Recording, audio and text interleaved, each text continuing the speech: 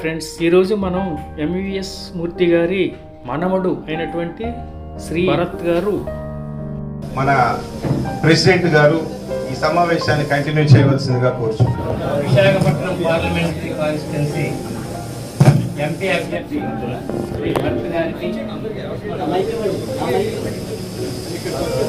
విష్ణుకుమార్ రాజు గారికి, north assembly constituency ఇక్కడికి విచ్చేసినటువంటి సీనియర్ న్యాయవాదులు, మహిళా న్యాయవాదులు, జూనియర్ మిత్రులు అందరికీ కూడా హృదయపూర్వక నమస్కారం. మీకు అందరికీ తెలుసు, ఇదంతా కూడా ఎన్నికల పండగ. ఈ ఎన్నికల పండగలో అభ్యర్థులు ఇక్కడికి విచ్చేసినటువంటి సీనియర్ న్యాయవాదులు, మహిళా న్యాయవాదులు, జూనియర్ మిత్రులు అందరికీ కూడా హృదయపూర్వక నమస్కారం. మీకు అందరికీ తెలుసు, ఇదంతా కూడా ఎన్నికల పండగ. ఈ ఎన్నికల పండగలో అభ్యర్థులు సహజంగా వారి తాలూకా పరిస్థితుల రీత్యా, వారికి వారి వారి పార్టీల రీత్యా ఇచ్చినటువంటి ఇంపార్టెన్స్ను బట్టి వారు నేను సౌత్ నియోజకవర్గం నుంచి ఉమ్మడి అభ్యర్థిగా ఉన్నాను. అలాగే బీజేపీ అభ్యర్థి మా విష్ణుకుమార్ రాజు గారు ఉన్నారు. అలాగే ఎంపీగా మా భర్త గారు ఉన్నారు. మీకు అందరికీ తెలిసిన విషయమే. మా సైడ్ నుంచి ఒకటే రిక్వెస్ట్, ముందుగా మమ్మల్ని ఇక్కడ ఆహ్వానించినందుకు. మీరందరూ ఉన్నతమైన చదువుకున్న వాళ్ళు కాబట్టి మీకు అందరికీ పెద్దగా చెప్పాల్సిన నా భావన. ఈ రాష్ట్రంలో పరిపాలన ఎలా ఉంది, ఈ రాష్ట్రం ఎటుతుంది, ఈ రాష్ట్ర పరిస్థితులు ఏంటనే విషయం మాకంటే కూడా మీకు బాగా ఎక్కువ తెలుసు కాబట్టి మా సైడ్ నుంచి ఒకటే రిక్వెస్ట్. సౌత్ నియోజకవర్గం నుంచి ఉమ్మడి అభ్యర్థిగా ఉన్నాను. అలాగే బీజేపీ అభ్యర్థి మా విష్ణుకుమార్ రాజు గారు ఉన్నారు. అలాగే ఎంపీగా మా భర్త గారు ఉన్నారు. మీకు అందరికి తెలిసిన విషయం. మా సైడ్ నుంచి ఒకటే రిక్వెస్ట్. సత్యనారాయణ గారు, లాయర్ కమ్యూనిటీ మిత్రులందరికీ నమస్కారం అండి. ఈ 5 సంవత్సరాలు ప్రశాంతంగా నిద్రపడుతుందంటే మీ వల్లే పడుతుంది నాకైతే. ఎందుకంటే 2020 డిసెంబర్ దసరా రోజు మామూలుగా అప్పుడు రొటీన్ ప్రాక్టీస్ కదా, ఫ్రైడే సాటర్డే వస్తే ఎవరు బిల్డింగ్ కొట్టేస్తారు అనేది అందరూ ఎదురు చూస్తుంటే, ఆ టైంలో ఋషికొండ దగ్గర యాజ్ యూజువల్ కొన్ని ప్రొక్లైనర్స్, పోలీసులు అందరు గ్యాదర్ అవుతున్నారంటే గీతం కోసం అనుకుంటాను నాకు ఫోన్ చేశారు నా శ్రేయోభిలాష్. కాదులే, ఇల్లు కొడుతున్నారు, ప్రైవేట్ బిల్డింగ్స్ కొడుతున్నారు కానీ యూనివర్సిటీని కొట్టాలే అనుకున్నాను. కాదండి గీతమే అంటే పడుకుని పోయారు. మళ్ళీ 2 గంటల పొద్దున్న ఫోన్ చేసి కాదండి గీతమే వచ్చేసారు, గేట్ బయటకు వచ్చేసారు. అప్పుడు కోవిడ్, 100 మంది పైగా పోలీసులు, 150 మంది ఆ ప్రొక్లైనర్స్, ఆఫీషియల్స్. అప్పుడు న్యాయంగా అడగాలి కదా, అడిగాము. ఎందుకు వచ్చారు మీరు? గవర్నమెంట్ ల్యాండ్ ఇల్లీగల్గా ఆక్యుపై చేస్తున్నారు, అందుకే మేము డిమాలిష్ చేయడానికి వచ్చాము. సో ఆ టైంలో ఏం చేయాలో తెలియక ఇక ఎక్కడో స్టూడెంట్స్ ఎవరు లేరు, కోవిడ్ అప్పుడు పాండమిక్. మీరు అంత డాక్యుమెంట్ చేసుకోండి, వాళ్ళు చేసే యాక్టివిటీ డాక్యుమెంట్ చేసాము. ఒక 4-5 గంటలు గోడలు, గేట్లు అన్నీ కొట్టి బిల్డింగ్ కూడా కొంత కొట్టారు. దాని తర్వాత మరి ఏ కారణం వల్ల ఇంకా బిల్డింగ్ని కూల్చకుండా తిరిగి వెళ్ళారు. ఇంకా ఆ రోజు దసరా, ఎలాగైనా సరే వెకేషన్లో అందరూ ఉన్నారు కాబట్టి ఏదో రోజు మోషన్ మూవ్ చేసి ఆ లాయర్ దగ్గర, విజయవాడలో మా లాయర్, సరే ఆ జడ్జి దగ్గర మా లాయర్ వెళ్ళి అప్పుడే హియరింగ్ రిక్వెస్ట్ చేస్తే సాయంత్రం మాకు స్టే వచ్చింది. సో అప్పుడు నాకు దాని తర్వాత లాయర్ నాకు ఎడ్యుకేట్ చేసింది ఏంటి అంటే, as per standing high court order any demolition activity ఇది సన్ డౌన్ తర్వాత చేయకూడదు, holiday, weekend are public holiday చేయకూడదు, ఆర్ వితౌట్ గివింగ్ నోటీస్ చేయకూడదు. ఈ 3 కండిషన్స్ వాళ్ళు పాటించలేదు. సో వాళ్ళ ఆర్గ్యుమెంట్ ఏంటంటే, మేము గవర్నమెంట్ లీగల్ ప్రొసీజర్స్ వెనకాల వెళ్తూ ఉంటే అన్యాయాలు ఆపలేము, let us take law into our own hand అని వాళ్ళ ఆర్గ్యుమెంట్. అంటే రాబిన్ హుడ్ లాగా జనాల్ని ఏదో మెప్పు పొందుతామని. మరి మాకు ఎదురుగా ఋషికొండ ఉంది, ఋషికొండలో హరిత రిసార్ట్స్ 7 ఎకరాల్లో ఉంది. అక్కడ ఋషికొండని మేము రెనోవేట్ చేస్తాము అనే సాకుతో హరిత రిసార్ట్స్ అంతా ఎరగొట్టేసి అదనంగా తవ్వడం మొదలు పెడితే దాని మీద ఎన్జిటికి హైకోర్టుకి వెళ్తే మీరు హరిత రిసార్ట్స్ ఏదైతే ప్లింత్ ఏరియా ఉందో ఫుట్ ప్రింట్ ఉందో దాని నుంచి ఏ యాక్టివిటీ చేయడానికి వీల్లేదు అంటే అంతే దాని నుంచి ఏమీ చేయట్లేదు అని చెప్పి ఇంకో 15 ఎకరాలు తవ్వేసి కట్టడం మొదలుపెట్టేశారు. సో అందరు ఏంటంటే అది కనపడుతుంది కదా అందరికి తవ్వేసినట్లు, అందరు ఫోటోలు తీసుకుని కోర్టులో చూపిస్తున్నారు. అంటే మనని ఎదవాలనుకుంటున్నారో లేదా ఏమనుకుంటున్నారో తెలియదు, దాంట్లో గ్రీన్ మార్కులు పెట్టేశారు. ఎందుకంటే దూరం నుంచి చూస్తే అది ఇంకా ఏం తవ్వినట్టు కనపడదండి. సో ఆలోచన ఒకసారి చూడండి. ఇప్పుడు భూ కబ్జా గురించి గీతం మీద అలిగేషన్ ఉంటే మీరే భూ కబ్జా చేస్తున్నారు కదా. ఇప్పుడు 15 ఎకరాలు forest land, you have illegally excavated it. అంటే అదే పబ్లిక్ గుడ్ కోసం చేస్తే పర్వాలేదు, టూరిజం ఫండ్స్ వాడుకుని 2 సంవత్సరాల కోసం దేనికోసం వాడుతున్నారు అని చెప్పకుండా హైకోర్టు సుప్రీంకోర్టు నుంచి లాయర్స్ వస్తే వాళ్ళని కూడా ఫెసిలిటీ లోపలికి వెళ్లకుండా ఆపి, నాయుడు గారికి కూడా తెలుసు. దాని తర్వాత 2.5 ఏళ్ళ తర్వాత మేము మొదటి నుంచి ఏదైతే అంటున్నామో ఆఖరికి ఒప్పుకుని అవును సీఎం క్యాంప్ ఆఫీస్ కడుతున్నాం అయితే ఏంటి. ఇది మనం ఉన్న వాతావరణం. So as a lawyer community ఈ ఒక విధంగా ఏంటంటే ఇది గవర్నమెంట్ మీద పెట్టినంత కేసులు బహుశా చరిత్రలో ఏ రాష్ట్రం మీద ఎవరంత పెట్టుండరు. సో మీ అందరికి ఆ విధంగా కొంచెం కేసులు అన్ని బాగా వెలుగుంటాయి గవర్నమెంట్ తరఫున ఆర్గ్యూ చేయడానికి. బట్ దీంట్లో తృప్తి లేదు. ఎందుకంటే మామూలుగా ఏ లాయర్ అయినా సరే ఇన్నోసెంట్ వైపు ఆర్గ్యూ చేయడానికి తృప్తి ఉంటుంది. ఆ ఇన్నోసెంట్ కి మనం ఏదన్నా ఒక రిలీఫ్ ఇవ్వగలిగితే మనకి ఇంటికి వెళ్ళిన తర్వాత నిద్ర బాగా ప్రశాంతంగా పడుతుంది. అన్ని కేసులు గవర్నమెంట్ చుట్టూ తిరుగుతుంటే అసలు కామన్ మ్యాన్ కి జస్టిస్ ఎప్పుడు వస్తుంది? నంబర్ ఆఫ్ కేసెస్ ఫైల్ అయినాయి అంత ఎక్కువ అయిపోవడం వల్ల చాలా కష్టం. ఇందాక విశ్వనాథ్ గారు కూడా మాట్లాడారు.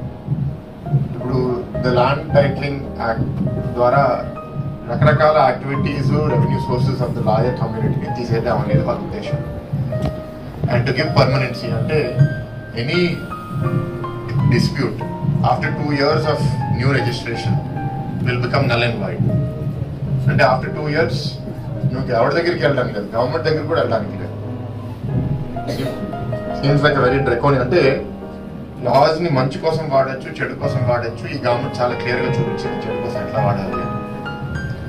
ఇప్పుడు విశ్వనాథ్ గారి మీద ఎదురుగా పోటీ చేసే అభ్యర్థి మేము వెళ్తే మాత్రం 1+4 కన్నా నామినేషన్ రూమ్ లోపలికి అలౌ చేయాలి. ఆయన మాత్రం 10 మంది వెళ్ళి నామినేషన్ ఫైల్ చేసుకున్నారు. ఫోటో కూడా దిగారు. మళ్ళీ మేము దాని మీద గొడవ పెడితే కేసు ఫైల్. అంటే వాస్తవంగా అక్కడ ఆఫీసర్స్ మీద కేసు ఫైల్ చేయకూడదని. సో ఇది మంచిది కాదండి. ఈ వాతావరణం మార్చాలి. అండ్ మీ అందరికి చాలా చాలా చాలా ఇంపార్టెంట్ రోల్ ఉంది. Not just you, the entire legal fraternity. Lawyers ఎవరైతే డిస్ట్రిక్ట్ జడ్జెస్కి వెళ్తారు, బార్ కౌన్సిల్కి వెళ్తారు, బార్ అసోసియేషన్ లీడర్స్ అవుతారు, దాని తర్వాత high court, supreme court.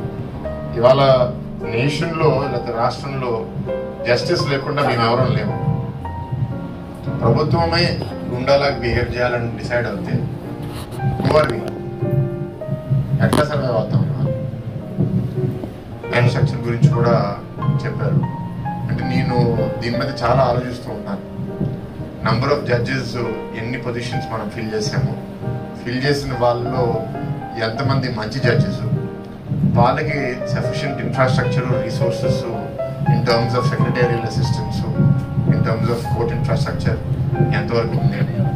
Because number of pending cases పెరుగుతున్నాయి కానీ తగ్గట్లేదు.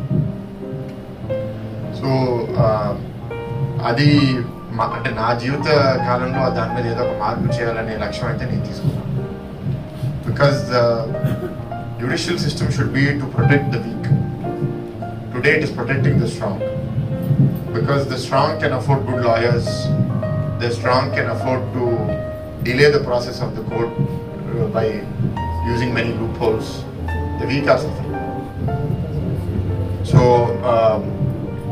ఐ రిక్వెస్ట్ యూ ఆల్, అంటే ఇవాళ నేను ఒక ఎంపీ అభ్యర్థిగా మీ ఓటు కోసం అనడమే కాదు, ఈ ప్లాట్ఫామ్ వేదిక దొరికింది కాబట్టి ఈ నగరం అంటే ఇప్పుడు డిస్ట్రిక్ట్ కోర్ట్ మెంబర్స్ ఎక్కువ మంది మాడుతుంది, ఈ ఏరియాలో మాత్రం I would like us to build a tremendous reputation and I'm with you all in this journey on in Visakhapatnam district courts in whatever way possible, whether it be infrastructure, whether it be in terms of moral support. I am there and I want to create an environment that the district court is, or these group of district courts in this area are the best performing courts in Andhra Pradesh and in India. That is the way I would like to work. And me andarki quality of life kuda basic amenities, even courts lo konni courts velte toilets kuda sarigga ఉండకపోవడం, దానికి repairs and maintenance కోసం funds ఉండకపోవడం, ఎందుకంటే కట్టడానికి ఏదో కష్టంతో MLA ఫండ్స్తోనో MP ఫండ్స్తోనో మనం కట్టగలుగుతాం. ఇందాక విష్ణు గారు చెప్పారు, తాతగారు కూడా డిఎల్ఎస్ఏ బిల్డింగ్ కోసం ఉన్నప్పుడు ఆయన కూడా ఇవ్వడం జరిగింది. కానీ I have found that in government institutions maintenance కోసం ఫండ్స్ ఉండవు.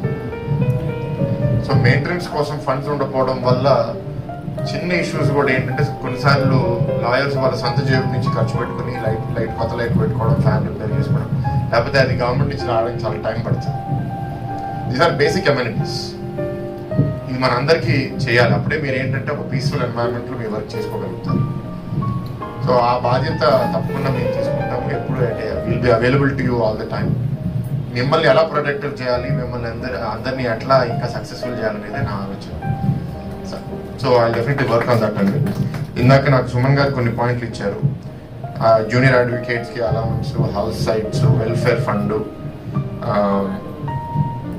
ఆల్ ఆఫ్ దీస్ ఆల్రెడీ గతంలో తెలుగుదేశం పార్టీలో కొన్ని మంచిగా చేసున్నాము. ఇప్పుడు కూడా కూటమి ప్రభుత్వంలో BJP and Janasena government will be taking up all those issues అండి. నాకు మీరు గైడెన్స్ ఇవ్వాలి, నేను నా అభిప్రాయాలు కూడా మీకు ఇస్తాను.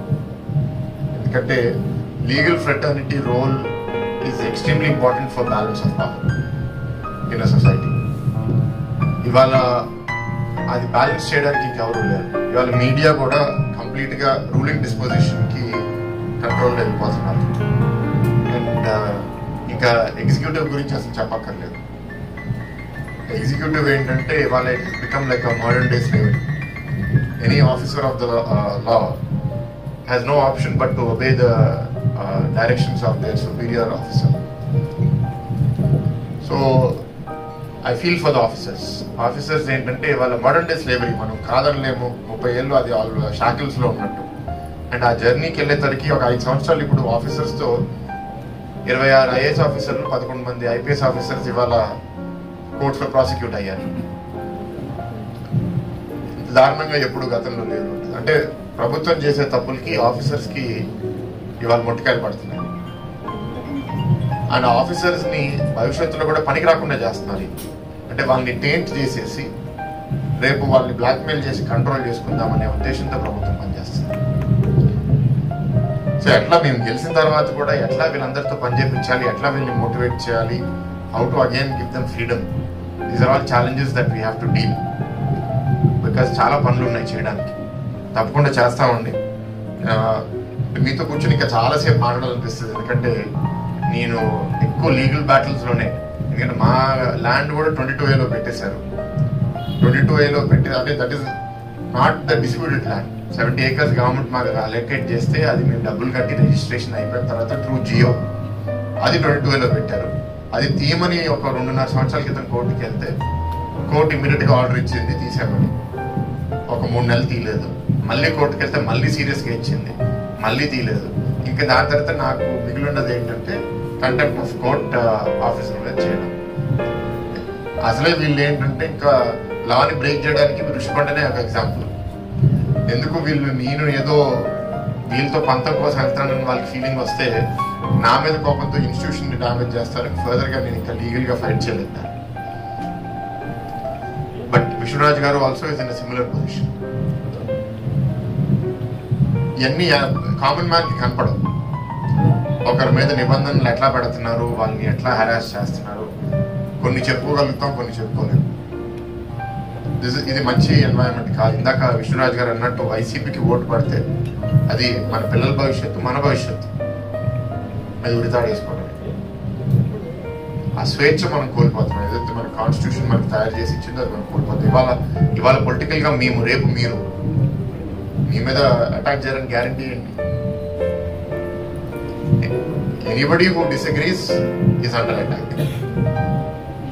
సో కాపాడుకుందామంటే we request all your support.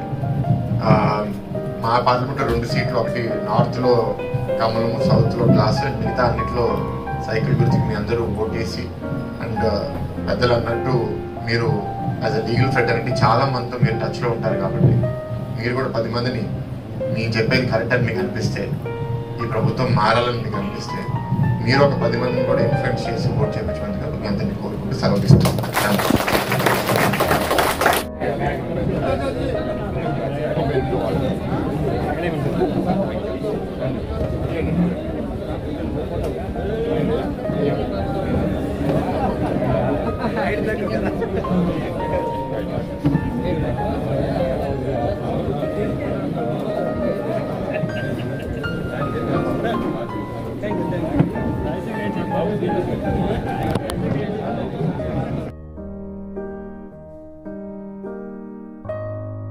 ఈ 10 ఏళ్ళు reorganisation act, Hyderabad joint capital అన్ని కూడా ముగించి దాంట్లో ప్రామిస్ చేసిన ఇన్స్టిట్యూషన్స్, దాంట్లో ప్రామిస్ చేసిన హామీస్ అన్ని తప్పకుండా వాళ్ళ అలయన్స్ ప్రభుత్వంలో మేము కీలక పాత్ర వహించబోతున్నాం కాబట్టి ఆంధ్రాకి రావాల్సినవన్నీ వచ్చేటట్టు పనిచేసి కృషి మేము అందరం చేస్తాం. అండ్ ఇక్కడ విశాఖపట్నంకి వచ్చేసరికి నేను ఎంపీగా పోటీ చేసినప్పుడు రైల్వే జోన్ గురించి, స్టీల్ ప్లాంట్ గురించి, ఉద్యోగాల కల్పన గురించి, శాంతి భద్రతల గురించి ఎక్కువగా మాట్లాడాం. కొన్నిటి మీద వెంటనే మేము మార్పు చూపిస్తాం. సాటి అభ్యర్థులు, ఎమ్మెల్యే అభ్యర్థులు, ఎంపీ అభ్యర్థులు, కూటమి అభ్యర్థులు అందరికీ కంగ్రాచులేషన్స్ అండి. మీడియా మిత్రులను కూడా కోరేది ఏంటి అంటే, ఈ 5 ఏళ్లు మీలో చాలా మంది చాలా హింసకి ఇబ్బందులు ఫేస్ చేశారు. విశాఖపట్నం వరకు మిమ్మల్ని ఎవరిని నేనైతే హింసించను. మీరు నిజాయితీగా రాయండి. తప్పు చేసే వాళ్ళని తప్పని చూపించండి. అది మా వాళ్ళైనా ఇతర పార్టీ వాళ్ళైనా సరే. ఎవరు తప్పు చేశారో కొన్నిసార్లు రాజకీయాల్లో పూర్తిగా నేను అనుకున్నట్టు నేను చేయలేకపోయినా సరే కుదిరినంత వరకు ఇప్పుడు భూముల సమస్య అవనివ్వండి, లేకపోతే గంజాయి సమస్య అవనివ్వండి, క్రైమ్ సమస్య అవనివ్వండి, అన్నిటి మీద చాలా సివియర్ యాక్షన్ తీసుకోబోతున్నాను. అండ్ మా టీం అందరూ, మా ఎమ్మెల్యేలు అందరూ కూడా అదే ఆలోచనతో ఉన్నారు. మేమందరూ ఒక టీమ్ గా పనిచేస్తాము. చూశారు కదా, అత్యధిక మెజార్టీతో గెలిచి ఈ యొక్క ఆంధ్ర ఎలక్షన్లో విశాఖపట్నంకి ఎక్కువ మెజార్టీని సాధించిన వ్యక్తిగా చరిత్రలో నిలిచిపోయారు. వారు చేసే సేవలు అందరికీ ఉపయోగపడాలి.